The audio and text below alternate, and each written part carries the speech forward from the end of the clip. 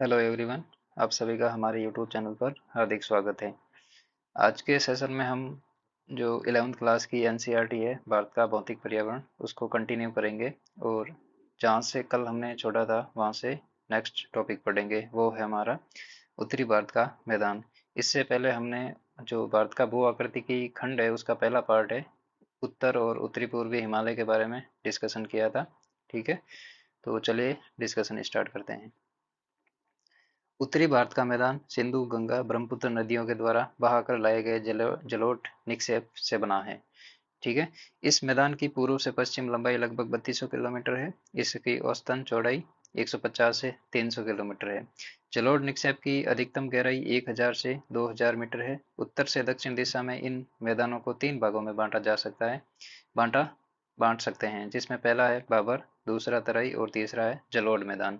जलोढ़ मैदान आगे दो भागों में बांटा गया है, खादर और बांगर।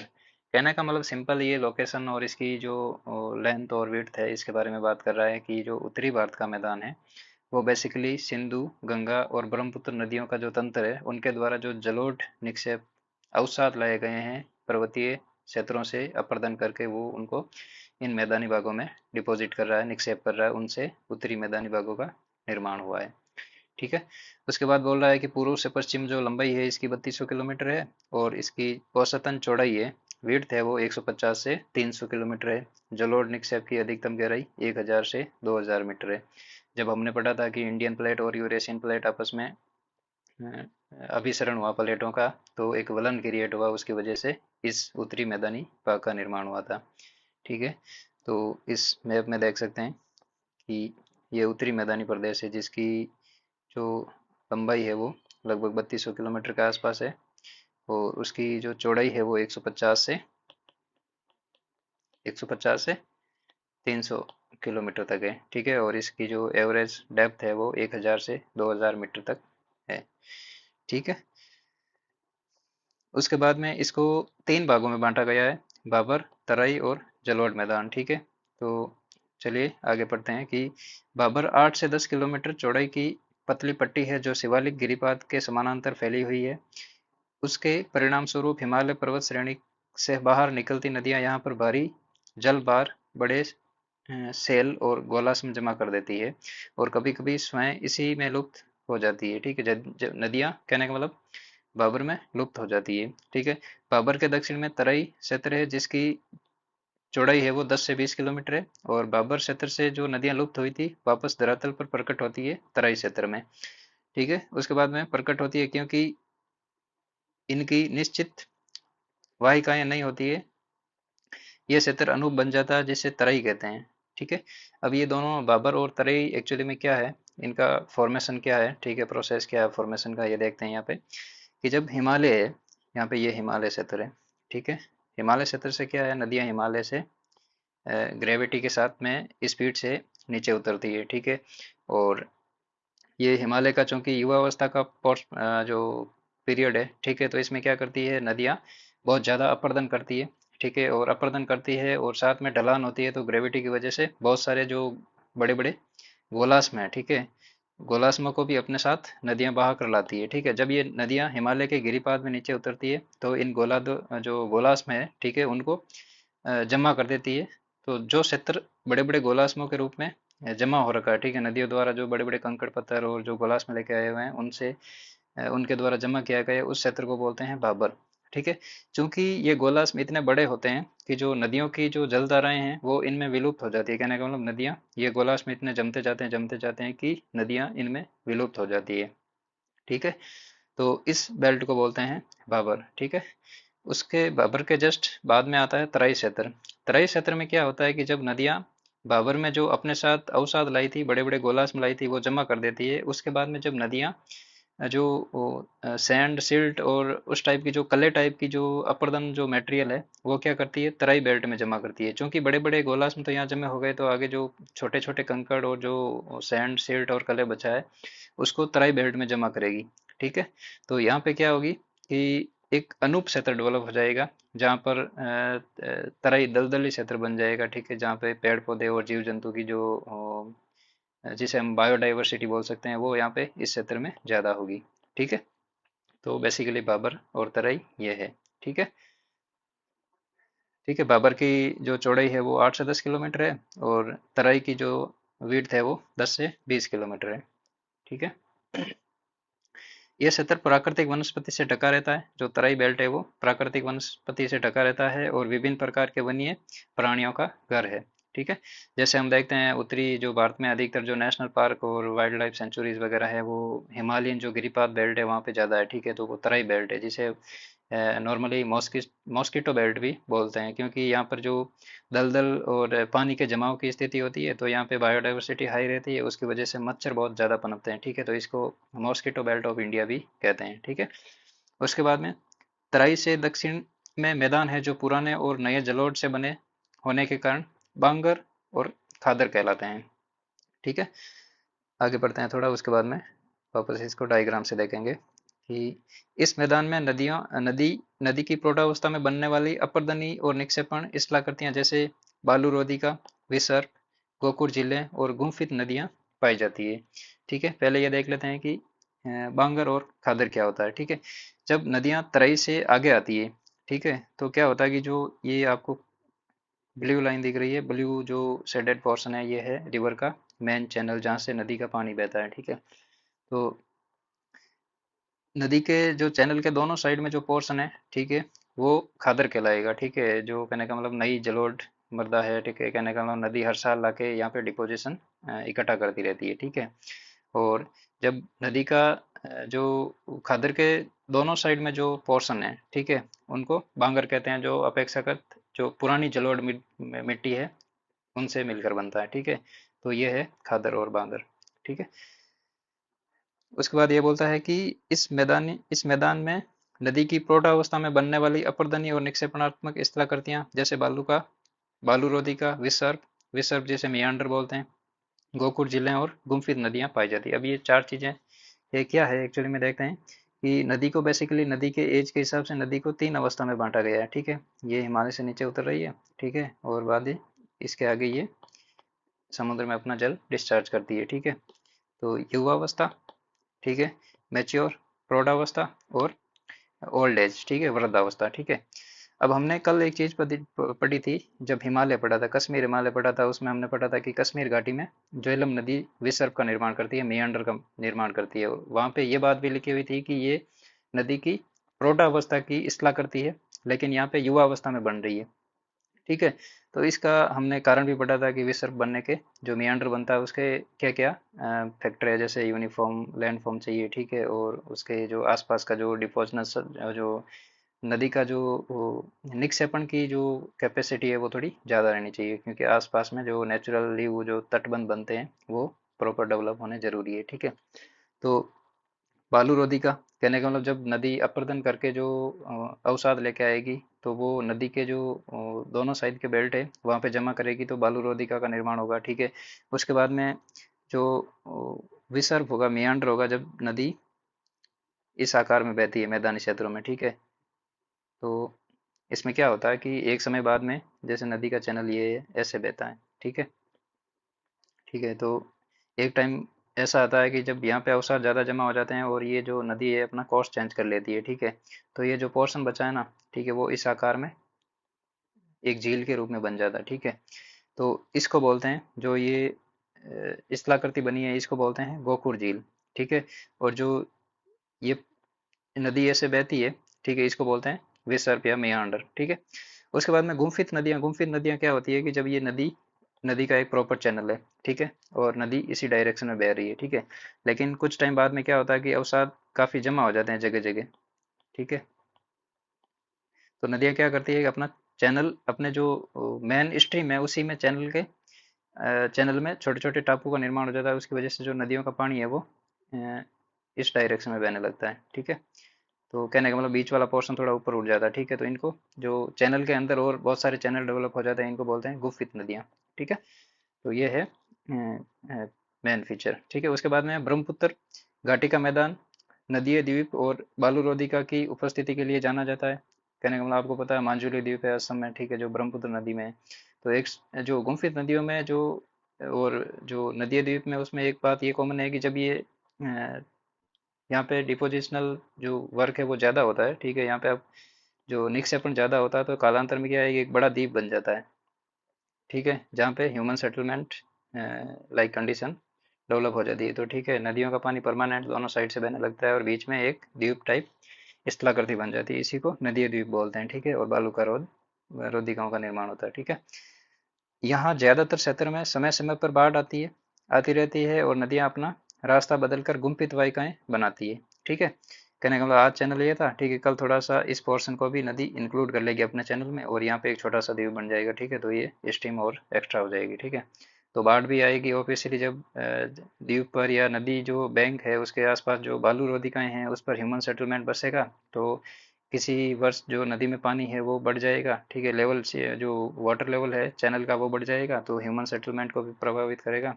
तो इसलिए बाढ़ की जो सिचुएशन है वो क्रिएट हो जाएगी, ठीक है। उसमें आगे लिखा है कि उत्तर भारत के मैदानों में बहने वाली विशाल नदियां अपने मुहाने पर विश्व के बड़े बड़े डेल्टाओं का निर्माण करती है, जैसे सुंदरबन डेल्टा, ठीक है। सामान्य तौर पर यह एक सपाट मैदान है जिसकी समुद्र तल से औसतन ऊंचाई 50 से 100 मीटर है। हरियाणा और पंजाब राज्य सिंधु और गंगा नदी तंत्रों के बीच में जल विभाजक है, ठीक है। जल विभाजक क्या है, ये इसका मेन फीचर क्या है, ये हम आपका तंत्र पढ़ेंगे उस समय पढ़ेंगे, ठीक है। लेकिन जो सिंधु और गंगा नदी तंत्र है, ठीक है, आपने यहाँ पे पढ़ा होगा जैसे ये है, ठीक है। तो यहाँ पे जो ये लाइन है, ठीक है, ये जल विभाजक रेखा है, ठीक है। आगे हम नदी जो अपवास तंत्र वाला चैप्टर पढ़ेंगे उसमें पढ़ेंगे, ठीक है। तो इसके इस वाला पोर्शन में तो सिंधु नदी तंत्र है जिनमें यमुना की सहायक नदियां हैं, और इसके जो राइट हैंड में है ये वो गंगा नदी का तंत्र है, ठीक है। तो इसको जल विभाजक रेखा के रूप में या जल विभाजक लाइन के रूप में बोलते हैं, ठीक है। उसके बाद में ब्रह्मपुत्र नदी अपनी घाटी में उत्तर पूर्व से दक्षिण पश्चिम दिशा में बहती है, ठीक है। उत्तर पूर्व से दक्षिण पश्चिम दिशा कहने का मतलब इस डायरेक्शन में बहती है, परंतु बांग्लादेश में प्रवेश करने से पहले दुबरी के समीप ये नदी दक्षिण में 90 डिग्री का कोण बनाती है, 90 डिग्री की ओर मुड़ जाती है, ठीक है। तो इसमें इस मैप में आप अच्छी तरह से देख सकते हैं कि ये नदी है जो उत्तर पूर्व से दक्षिण पश्चिम दिशा की तरफ बह रही है, ठीक है। लेकिन यहाँ पे जैसे ये बांग्लादेश में एंटर करेगी उससे जस्ट पहले बाद में ये 90 डिग्री का कोण बनाएगी, ठीक है। तो ये बात बोल रहा है। उसके बाद है 90 डिग्री मुड़ जाती है। ये मैदान उपजाऊ जलोढ़ मिट्टी मिट्टी से बने हैं जहाँ कई प्रकार की फसलें जैसे गेहूँ, चावल, गन्ना, जूट उगाई जाती है, ठीक है।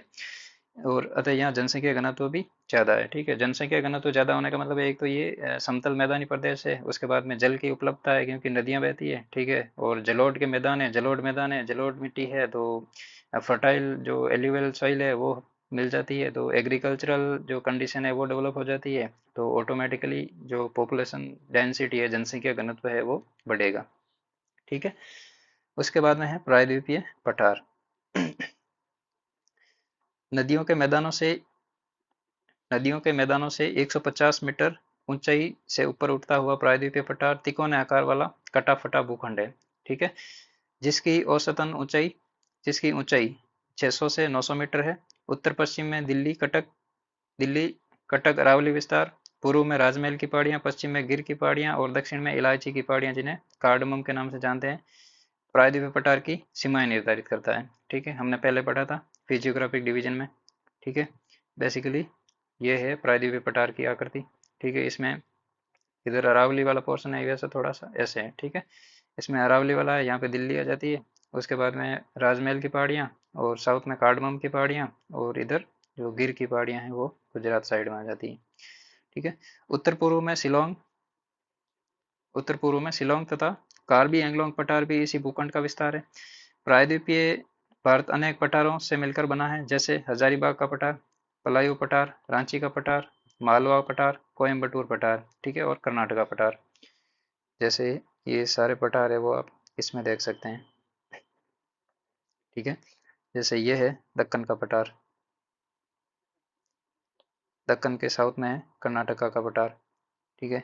कर्नाटका और जो दक्कन का पठार है उसके ईस्ट में पूर्व साइड में है तेलंगाना का पठार, और तेलंगाना पठार से जस्ट नॉर्थ ईस्ट में है दंडकारण्य का पठार, ठीक है।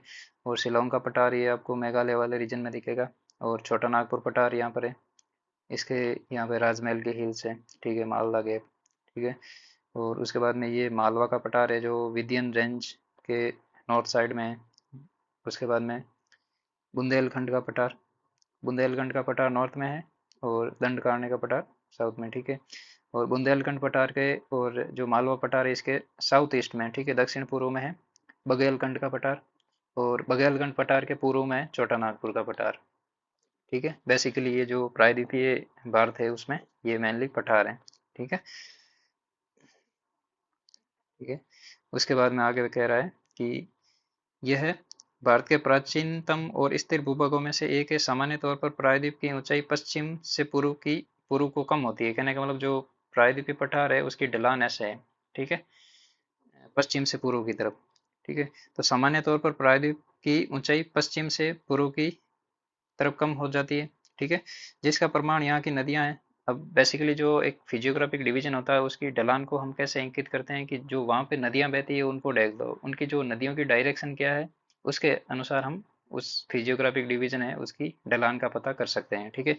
जैसे इस बेल्ट में जो गोदावरी, ठीक है, कृष्णा और कावेरी जो महानदी नदियां बहती है वो सारी बंगाल की खाड़ी में गिरती है, तो इसकी जो प्रायद्वीपीय पठार है उसकी ढलान का हम अनुमान लगा सकते हैं, ठीक है, जिसका प्रमाण यहाँ की नदियों के बहाव की दिशा में मिलता है, दिशा से भी मिलता है।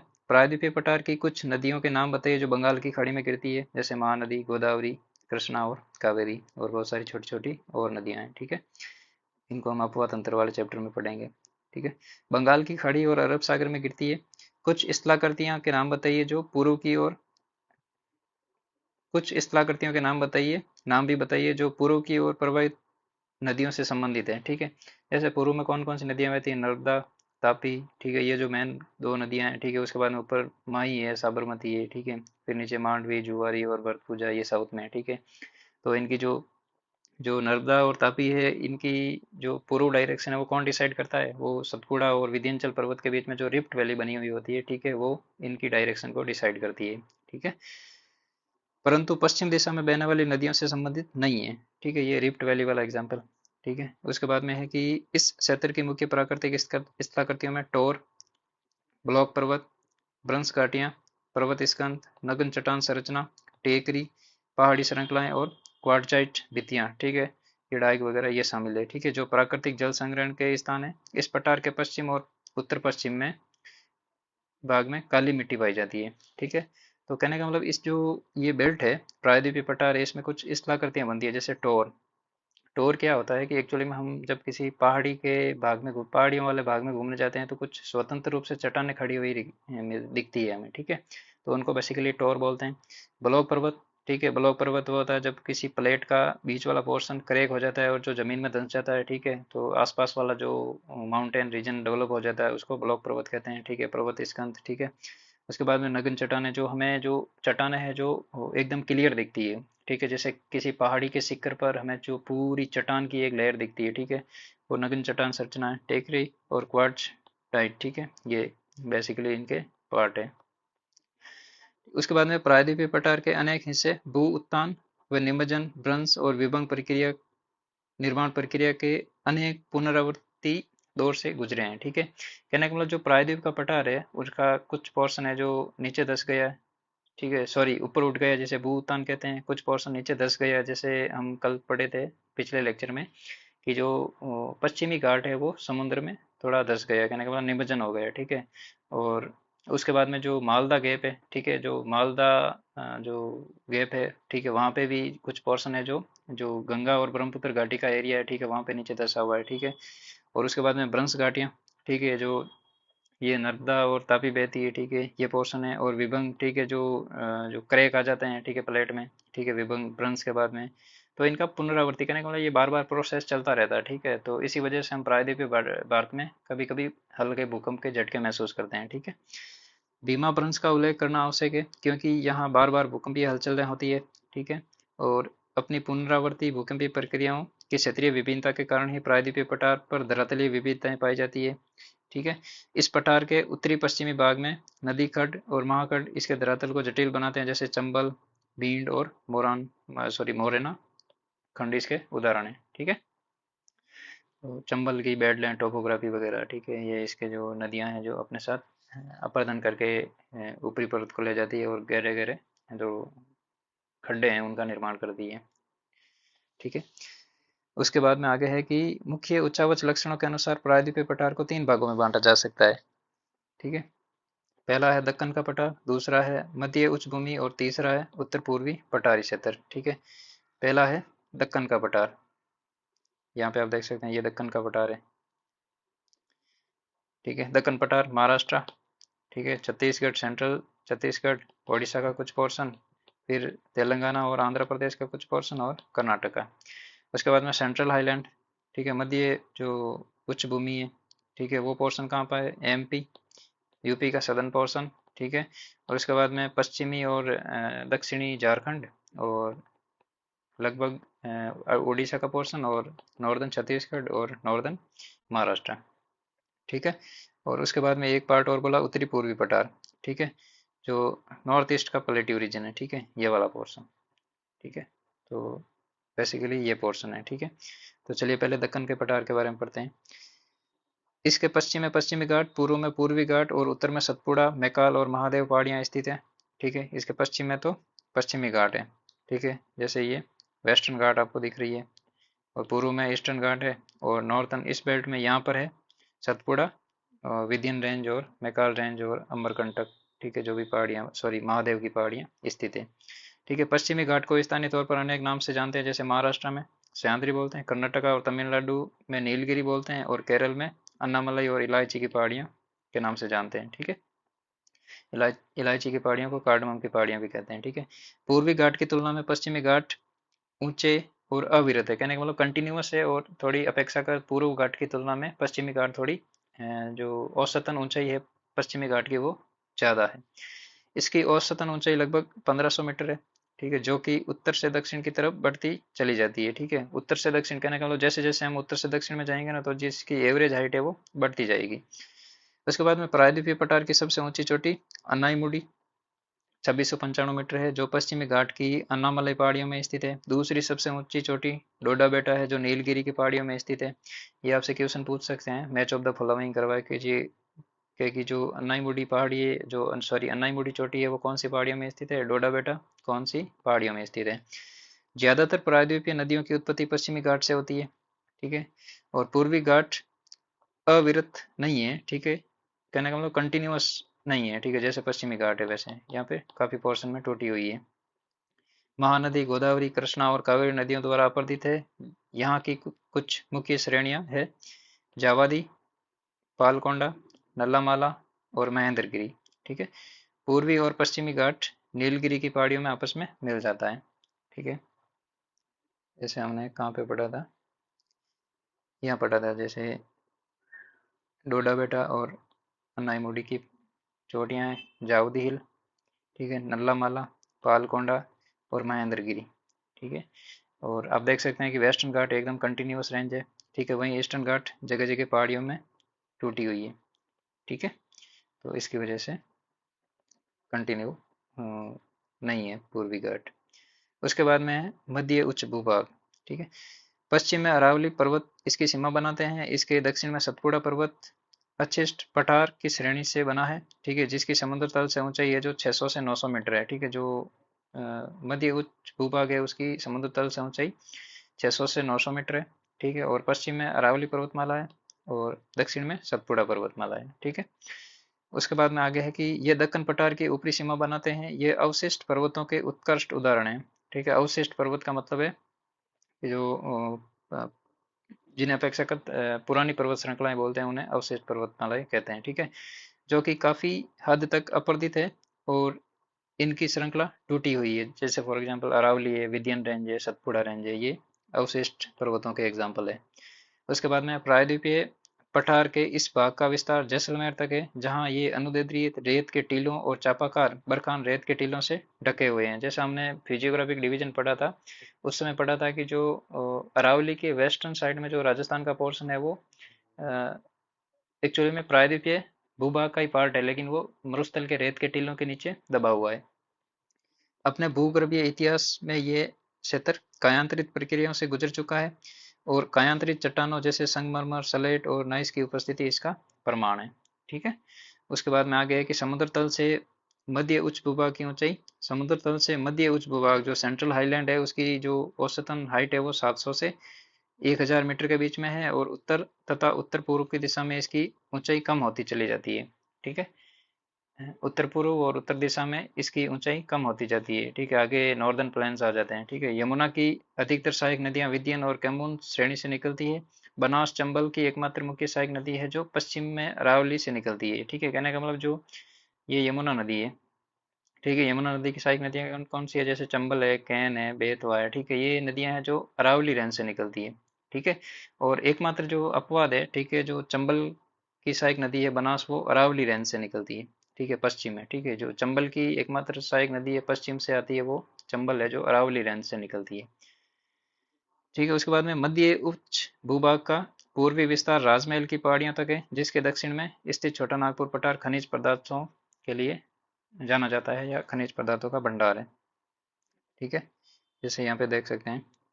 ठीक है, ये रांची का पठार, हजारीबाग पठार, और यहाँ पे राजमहल की पहाड़ियाँ हैं। ठीक है, तो ये है छोटा नागपुर का पठार है। बेसिकली ये जो पूरा पोर्शन है वो ये छोटा नागपुर का पठार है। ठीक है, यहाँ पे दामोदर नदी बहती है बीच में से। ठीक है, दामोदर नदी के नॉर्थ में है हजारीबाग और कोडरमा का पठार, और साउथ में है रांची का पठार। ठीक है, और राजमहल की पहाड़ियाँ यहाँ पे उत्तर पूर्व में स्थित है। ठीक है, भूभाग है पूर्व में स्थित राजमहल की पहाड़ियाँ हैं। ठीक है, उत्तर पूर्व पठारी भाग। ठीक है, वास्तव में ये प्रायद्वीपीय पठार का ही एक वितरित भाग है। यह माना जाता है कि हिमालय उत्पत्ति के समय इंडियन प्लेट उत्तरी पूर्वी दिशा में खिसकने के कारण राजमहल की पहाड़ियां और मेघालय पठार के बीच में ब्रंश घाटी बनाने से अलग हो गया है। जैसे हमने पिछले लेक्चर में पढ़ा था कि जब इंडियन प्लेट यूरेशियन प्लेट से टकराई थी, ठीक है, तो उत्तरी पूर्वी बेल्ट में जो इंडियन प्लेट थी वहाँ पे क्या हुआ कि जो मालदा ब्रंश है ना, ठीक है, वहाँ से जो प्राय इंडियन प्लेट है वो टूट गई और थोड़ी उस पोर्शन को अलग कर दिया, और यहाँ पे रिफ्ट वैली का निर्माण हो गया। ठीक है, वलन आ गया, सॉरी वलन हो गया एक तरह से बोल सकते हैं, लेकिन वलन ज़्यादा उपयुक्त वर्ड है। ठीक है, तो प्लेट प्लेट नीचे धस गई। ठीक है, तो इस वजह से इसमें गैप हो गया। ठीक है, उत्तरी पूर्वी पठार है जो मेनलैंड से थोड़ा दूर हो गया। बाद में यहाँ नदी द्वारा जमा किए गए जलोढ़ द्वारा पाट दिया गया है। ठीक है, भर दिया गया है। उसके बाद में आज मेघालय और कार्बी एंगलोंग पठार इसी कारण से मुख्य प्रायद्वीपीय पठार से अलग थलग है। इसमें आवास करने वाली जनजातियों के नाम के आधार पर मेघालय के पठार को 3 भागों में बांटा गया है। ठीक, पहला है गारो की पहाड़ियाँ, दूसरा है खासी की पहाड़ियाँ, और तीसरी है जयंतिया की पहाड़ियाँ। जो जो मेघालय का पठार है उसमें बेसिकली 3 जनजातियां रहती है। ठीक है, गारो, खासी और जयंतियाँ। ठीक है, तो उनकी जो जनजातियों का जो सेटलमेंट है उन्हीं के आधार पर इन पहाड़ियों के नाम दे दिए गए हैं। असम की कार्बी एंगलोंग पहाड़ियां भी इसी का विस्तार है। छोटा नागपुर के पठार की तरह मेघालय का पठार भी कोयला, लोहा, सिलीमेनाइट, चूने के पत्थर और यूरेनियम जैसे खनिज पदार्थों का भंडार है। इसी क्षेत्र में अधिकतर वर्षा दक्षिणी पश्चिमी मानसून से होती है। ठीक है, जो रेनफॉल रिसीविंग जो मेन स्ट्रीम है वो दक्षिणी पश्चिमी मानसून वाली शाखा से होती है। परिणाम स्वरूप मेघालय का पठार एक अति अपरदित भूतल है। चेरापूंजी नगन चट्टानों से ढका स्थल है। ठीक है, यहाँ वनस्पति लगभग नहीं के बराबर है। अब एक्चुअली में आप इमेजिन करो कि ये पठारी एरिया है। ठीक है, पठार है। ठीक है, मेघालय का पठार है। यहाँ पर क्या है कि रेनफॉल बहुत ज़्यादा है। ठीक है, रेनफॉल की इंटेंसिटी बहुत ज़्यादा है। ठीक है, बहुत अधिक बारिश होती है। ठीक है, तो वन ऑफ द कहने का मतलब जो मोस्ट रिसीविंग रेनफॉल है वर्ल्ड में वो चेरापूंजी है। ठीक है, चेरापूंजी और मौसिनराम है इसी बेल्ट में। ठीक है, तो जब ज़्यादा बारिश होगी तो अपर्दन की कैपेसिटी भी ज़्यादा होगी। ठीक है, जब अपर्दन ज़्यादा होगा तो जो पठार के ऊपर जो मिट्टी की परत है, ठीक है, वो क्या करेगी, अपर्दन के साथ में बह जाएगी। ठीक है, तो फिर में चट्टानें जो एकदम खुली दिखेगी। ठीक है, तो इन्हें जो चेरापूंजी है जो नग्न चट्टानों से ढका स्थल है, कहने का मतलब जो चट्टानी भाग था वो सरफेस पे आ गया। ठीक है, उसके बाद में है विशाल भारतीय मरुस्थल। ठीक है, इस पोर्शन को और अच्छे से देख सकते हैं। ठीक है, सेंट्रल आइलैंड को, कि ये अरावली वाला पोर्शन है, विंध्यन रेंज है, सतपुड़ा है, विंध्यन और सतपुड़ा के बीच में नर्मदा नदी है, और सतपुड़ा के साउथ में तापी रिवर है। ठीक है, और वेस्टर्न घाट देखिए कंटिन्यूस रेंज है। उसके बाद में ईस्टर्न घाट है जो डिसकंटिन्यूअस। ठीक है, यहाँ पे ये बीच बीच में टूटी हुई है, क्यों है, क्योंकि नदियों द्वारा अपर्दन कर दिया गया है। ठीक है, जैसे महानदी है, गोदावरी है, कृष्णा है, साउथ में कावेरी है। ठीक है, जो दोनों घाट आपस में मिलते हैं वहाँ पे नीलगिरी की पहाड़ियाँ स्थित है। ठीक है, और साउथ में है कार्डमम, ठीक है, इलायची की पहाड़ियाँ स्थित है। ठीक है, तो बेसिक जानकारी। उसके बाद में है भारतीय मरुस्थल। ठीक है, विशाल भारतीय मरुस्थल अरावली पहाड़ियों से उत्तर पूर्व में स्थित है। ठीक है, एक्चुअली में ये उत्तर पश्चिम में स्थित है। ठीक है, जैसे ये अरावली है तो अरावली के उत्तर पश्चिम में स्थित है। ठीक है, यह एक उबड़ खाबड़ भूतल है जिस पर बहुत से अनुदीर्य रेत के टीले और बरखान पाए जाते हैं। यहाँ पर वार्षिक वर्षा 150 मिलीमीटर है, कहने का मतलब 15 सेंटीमीटर बारिश होती है। ठीक है, और परिणाम स्वरूप ये एक शुष्क और वनस्पति रहित क्षेत्र है। इन्हीं स्थलाकृतिक गुणों के कारण मरुस्थलीय नाम से जाना जाता है। ठीक है, एक तो बारिश नहीं होती है। ठीक है, वनस्पति बिल्कुल भी नहीं है। ठीक है, नाम मात्र है। ठीक है, इन्हीं लिए इसके लिए इनको मरुस्थलीय क्षेत्र कहते हैं। यह माना जाता है कि मेसोजोइक काल में यह क्षेत्र समुद्र का हिस्सा था। इसकी पुष्टि अ, आकल में स्थित कास्ट जीवाश्म पार्क में उपलब्ध परमाणु तथा जैसलमेर के निकट ब्रह्मसर के आसपास समुद्री निक्षेप से होती है। ठीक है, कहने का मतलब यहाँ पे जो अवशेष मिले हैं, ठीक है, वो इस एरा के मिले थे हमें। ठीक है, इसीलिए हम ये मानते हैं कि इसकी जो टाइम पीरियड है वो मेसोजोइक काल में भी यहाँ पे कहने का मतलब मेसोजोइक टाइम का यहाँ पे कुछ साक्ष्य मिले हैं, इसलिए इसको मानते हैं कि ये मेसोजोइक टाइम में समुद्र का हिस्सा था।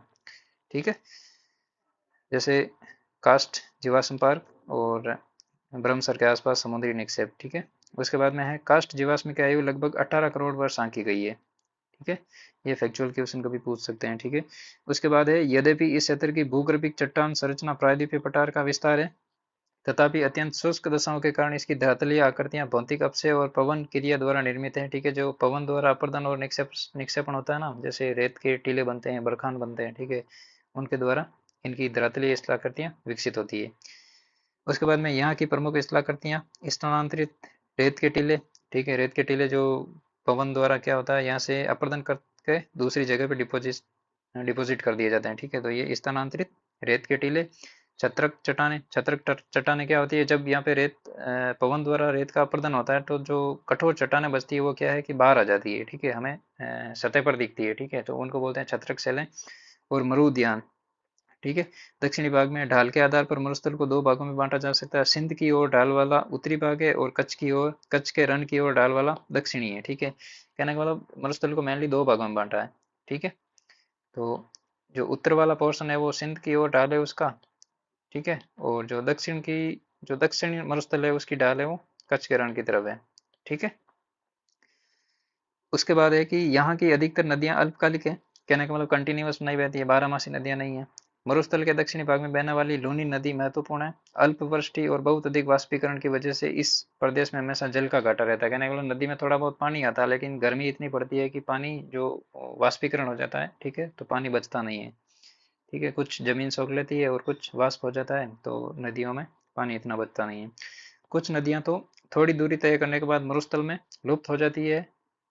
यह अंतःस्थलीय अपवाह का उदाहरण है जहाँ नदियां झील अथवा पलाया मिल जाती है। ठीक है, कहने का मतलब नदियां झील और पलाया मिल जाती है। ठीक है, पलाया झील का जल खारा होता है जिससे नमक बनाया जाता है। ठीक है, पलाया क्या होती है कि जो रेत के टीले होते हैं उनके बीच में जो झीलें बनती है ना, ठीक है, उनको पलाया झील कहते हैं। ठीक है, और बेसिकली इनका पानी खारा होता है। ठीक है, तो उनसे नमक प्रोडक्शन किया जाता है। उसके बाद में है तटीय मैदान। आप पहले ही पढ़ चुके हैं कि भारत की तटरेखा बहुत लंबी है। ठीक है, हमने पढ़ा था। ठीक है, लगभग 7,516 किलोमीटर के आसपास है, 16.6 समथिंग। ठीक है, तो वो द्वीप और मेन जो मेन लैंड है, ठीक है, उसकी कोस्ट लाइन साथ में है। ठीक है, उसके बाद में स्थिति और सक्रिय भू आकृतिक प्रक्रियाओं के आधार पर तटीय मैदानों को दो भागों में बांटा जाता है, पश्चिमी तटीय मैदान और पूर्वी तटीय मैदान। ठीक है, इस मैप में आप देख सकते हैं। ठीक है, जो ये लाइन दिख रही है, ठीक है, ये है तटीय मैदान। ठीक है,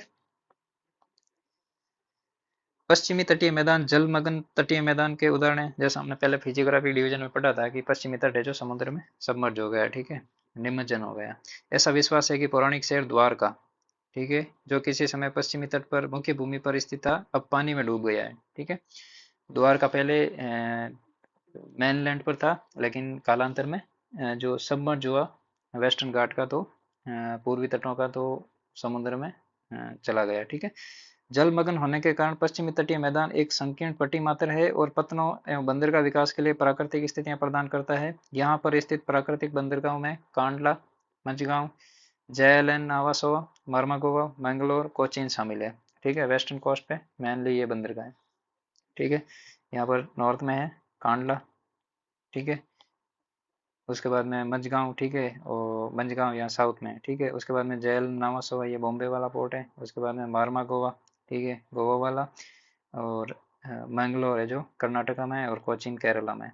ठीक है, उसके बाद में है उत्तर में गुजरात तट से दक्षिण में केरल तट तक फैले पश्चिमी तटीय मैदानों को निम्नलिखित भागों में विभाजित किया जा सकता है। ठीक है, गुजरात में कच्छ और काठियावाड़ का तट, महाराष्ट्र में कोंकण तट, और गोवा गोवा में गोवा तट के नाम से जानते हैं। केरल और कर्नाटका में इसको मालाबार तट के नाम से जानते हैं। जैसे कि आप इस मैप में देख सकते हैं, कोंकण कोस्ट है जो महाराष्ट्र से लगता है, मालाबार कोस्ट है जो ये कर्नाटका और केरला से इसकी तटीय सीमा लगती है। ठीक है, एक मिनट। पश्चिमी तटीय मैदान मध्य में संकीर्ण है, परंतु उत्तर एवं दक्षिण दिशा में चौड़े हो जाते हैं। ठीक है, कहने का मतलब मेन बेसिक फीचर ये है कि बीच में इतना भी नहीं है। एक मिनट। तो उत्तर में और दक्षिण में तो चौड़ा ही है, और बीच में ये संकड़ा हो जाता है। ठीक है, इस तटीय मैदान में बहने वाली नदियां डेल्टा नहीं बनाती है। ठीक है, मालाबार तट की विशेष इस्तेला करती है। ठीक है, कहने का मतलब डेल्टा क्यों नहीं बनाती है कि जब ये पोर्शन सबमर्ज हो गया था तो इसमें ढलान, एकदम ढलान आ गई थी। ठीक है, जो तीव्र ढलान की वजह से नदियां यहाँ पे एस्चुरी बनाती है। ठीक है, इस वजह से डेल्टा नहीं बनता नदियों द्वारा। ठीक है, मालाबार तट की विशेष इस्तेला करती कयाल बैक वाटर्स है, जिसे मछली पकड़ने और अंतरस्थलीय नौकायान के लिए प्रयोग में लिया जाता है। ठीक है, पर्यटनों के लिए विशेष आकर्षण का केंद्र है। केरल में हर वर्ष प्रसिद्ध नेहरू ट्रॉफी वल्लमकाली नौका दौड़ का आयोजन, ठीक है, पूनामदा कयाल में किया जाता है। ठीक है, और बैक वाटर क्या होता है, जब ये मेनलैंड है, ठीक है, और कुछ पोर्शन है जो यहाँ पे डेवलप, जो झील के रूप में डेवलप हो जाता है। ठीक है, इसको बैक वाटर के रूप में जाना जाता है। ठीक है, कयाल के रूप में जाना जाता है। ठीक है, उसके बाद में पश्चिमी तटीय मैदानों की तुलना में पूर्वी तटीय मैदान चौड़ा और उभरे हुए तट का उदाहरण है। ठीक है, पूर्व की ओर बहने वाली बंगाल की खाड़ी में गिरने वाली नदियां लंबे चौड़े डेल्टा बनाती है। ठीक है, और इसमें महानदी गोदावरी, कृष्णा और कावेरी डेल्टा शामिल है। इसमें आप देख सकते हैं, यहाँ पे ये डेल्टा है। ठीक है, महानदी यहाँ पे डेल्टा बनाती है, गोदावरी और कृष्णा यहाँ पे बनाती है, और कावेरी साउथ में बनाती है। ठीक है, उसके बाद में उबरा तट होने के कारण यहाँ पतन, ठीक है, उबरा तट होने के कारण यहाँ पतन और पोताश्रय कम है। ठीक है, पर यहाँ पर महाद्वीपीय सेल की चौड़ाई 500 किलोमीटर है, जिसके कारण यहाँ पतनों और पोताश्रय का विकास मुश्किल है। पूर्वी तट के कुछ पतनों के नाम बताइए। ठीक है, जैसे पूर्वी तट में मैन मैन है। ठीक है, यहाँ पे तूतीकोरिन है। ठीक है, चेन्नई आ जाता है फिर। ठीक है, विशाखापट्टनम। ठीक है, और यहाँ पे जो नॉर्थन में है, ठीक है, यहाँ पे जो हुगली पतन है, ठीक है, वो आ जाते हैं। ठीक है, तो यहाँ पे पतन क्यों नहीं बनते हैं? ठीक है, इसका कारण क्या है कि हम पश्चिमी घाट और पूर्वी घाट, जो पश्चिमी तट और पूर्वी तट है, उसके बारे में कंपेयर करें। ठीक है, तो बेसिकली ये पोर्शन है। ठीक है, तो